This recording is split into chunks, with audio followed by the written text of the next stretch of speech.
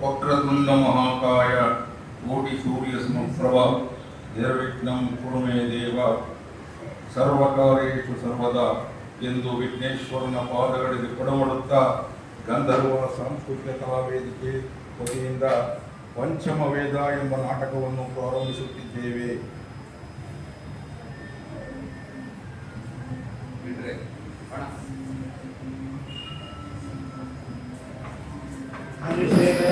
ನಮಸ್ಕಾರಗಳು. ಸದಾ ಪ್ರೀತಿ ಇರಲಿ ಹೇಳಿ ಋಷಿಗಳೇ. ಸದಾ ಪ್ರೀತಿ ಇರಲಿ ಹೇಳಿ ಋಷಿಗಳೇ, ಯಾವ ಕಾರಣಕ್ಕೆ ಬಂದಿದ್ದೀರಿ? ಹೇ ಮುನಿಶ್ರೇಷ್ಠರೇ, ನೀವು ನಾಟ್ಯಶಾಸ್ತ್ರವನ್ನು ರಚಿಸಿದಾಗಿನಿಂದ ನಮ್ಮ ಹೃದಯದಲ್ಲಿ ಅನೇಕ ರೀತಿಯ ಪ್ರಶ್ನೆಗಳು ಉದ್ಭವಿಸುತ್ತಿವೆ. ಅದಕ್ಕಾಗಿ ನಾವು ನಿಮ್ಮ ಬಳಿ ಬಂದಿದ್ದೇವೆ. ಕೇಳಿ, ಸಂಕೋಚ ಪಡಬೇಡಿ. ಗುರುದೇವ, ನಾಟ್ಯಶಾಸ್ತ್ರದ ಉತ್ಪತ್ತಿ ಹೇಗೆ ಆಯಿತು? ಇದರ ಉದ್ದೇಶವೇನು? ನೀವು ಬಹಳ ಒಳ್ಳೆಯ ಪ್ರಶ್ನೆಯನ್ನು ಕೇಳಿದ್ದೀರಿ.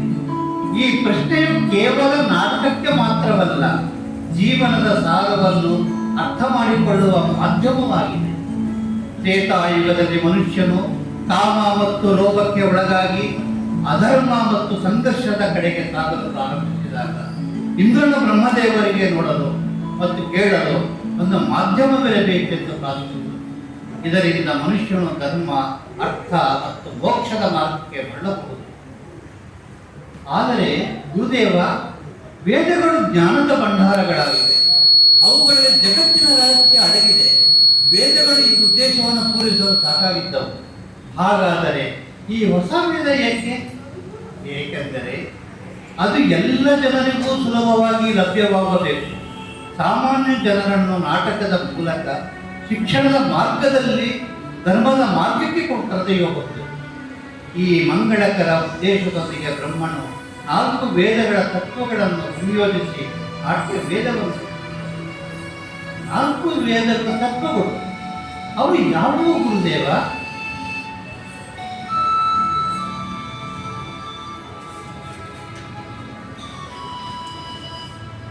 ನಾಟಕದಲ್ಲಿ ನೀವು ಕೇಳುತ್ತಿರುವ ಈ ಪಠ್ಯವನ್ನು ಬ್ರಹ್ಮನು ಋಗ್ವೇದದ ತೆಗೆದುಕೊಂಡಿದ್ದಾರೆ.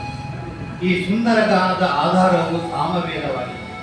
ಯಜುರ್ವೇದದ ಅಭಿನಯ ಮತ್ತು ಅಥರ್ವವೇದದಿಂದ ರಸವನ್ನು ತೆಗೆದುಕೊಳ್ಳಲಾಗಿದೆ.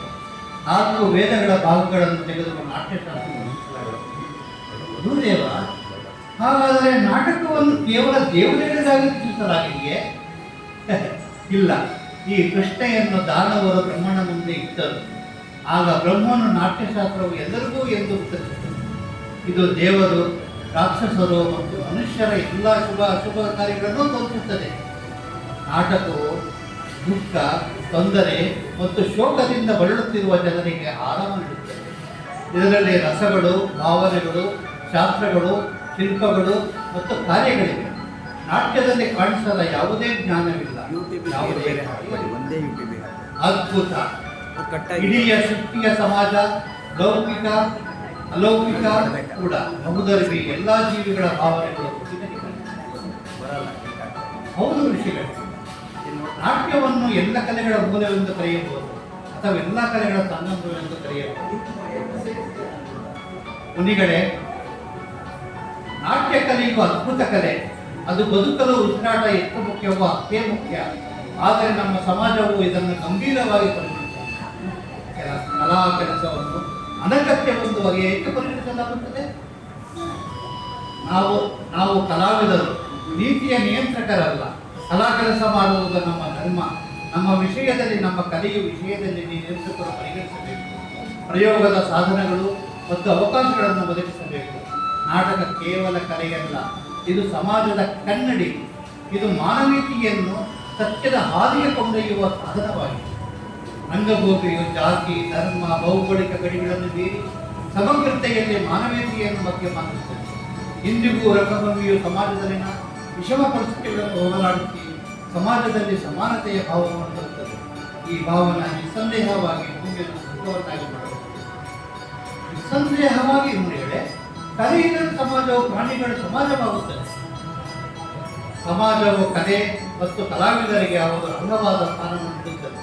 ಎಂಬ ಭರವಸೆ ಮತ್ತು ನಿರೀಕ್ಷೆಯೊಂದಿಗೆ ನಾನು ನಾಟ್ಯೋತ್ತರವನ್ನು 5ನೇ ವೇದವೆಂದು ಕರೆಯುತ್ತೇನೆ. 5ನೇ ವೇದ ಎಲ್ಲ ವೇದಗಳ ಜ್ಞಾನ. ಋಷಿಗಳೇ, ನನ್ನ ರಂಗಕರ್ಮಿಗಳು ನಿಮ್ಮ ಸ್ವಾಗತಕ್ಕಾಗಿ ತಮ್ಮ ಪ್ರದರ್ಶನವನ್ನು ಸಿದ್ಧಪಡಿಸಿ ನಿಮಗಾಗಿ ಕಾಯುತ್ತಾರೆ. ಬನ್ನಿ, ನಾಟಕವನ್ನು ಆನಂದಿಸೋಣ. ಈ ರಾಷ್ಟ್ರವು ವೃದ್ಧಿಯಾಗಲಿ, ಎಲ್ಲರ ಆಸೆಗಳು ಈಡೇರಲಿ, ಸೃಷ್ಟಿಯು ಆನಂದದ ಜಗತ್ತಿನಲ್ಲಿ ಸದಾ ಪರಿಪೂರ್ಣವಾಗಲಿ, ಭೂಮಿಯು ಸದಾ ತೆರೆದಿರಲಿ, ಮೇಲೆ ನಿರ್ಮಲ ಆಕಾಶವಿರಲಿ, ಸಜ್ಜನರು ಯಾವಾಗಲೂ ನಿರ್ಭಯವಾಗಲಿ ಮತ್ತು ದುರ್ಜನರು ನಾಶವಾಗಲಿ. ನಮ್ಮ